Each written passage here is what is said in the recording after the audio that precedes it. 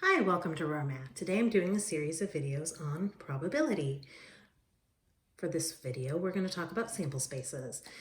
Sample spaces are just the options in our space when we're talking about probability. So like rolling an 8-sided die, when we're discussing this, our only options are 1, 2, 3, 4, 5, 6, 7, and 8.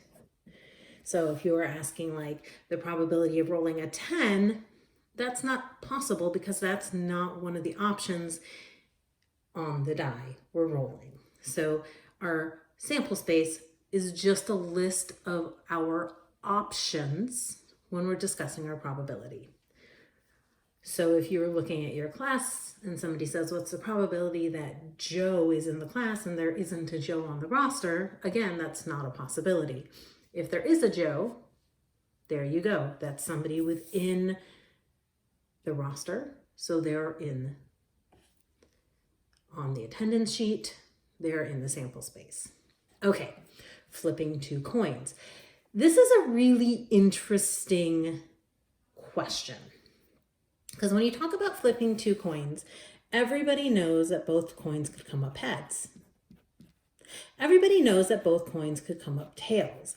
And everybody knows one could come up heads and one can come up tails.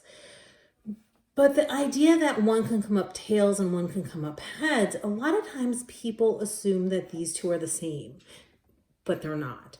And so if you're sitting here thinking, those are the same, it's only 3, not 4 options, I encourage you to think about having a penny and a quarter. And then you can really see that heads on the penny and tails on the quarter is different than tails on the penny and heads on the quarter. They're 2 different tosses of your coins.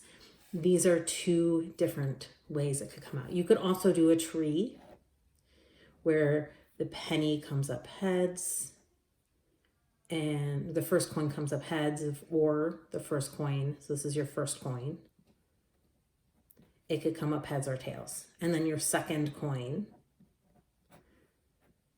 if the first coin comes up heads, your second coin could either come up heads or tails.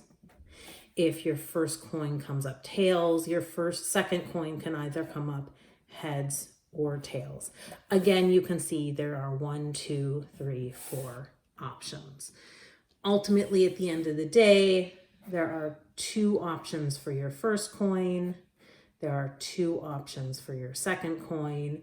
You multiply and you end up with a total of 4 possible outcomes. So we really should, by the fundamental counting principle, which is multiplication, you need to have 4 outcomes. Such a simple seeming problem, flipping 2 coins, comes out with a really rich discussion. All right, I hope you've enjoyed this video. Please subscribe to my YouTube channel, like my Facebook page, and I'll see you on the next video. Thanks.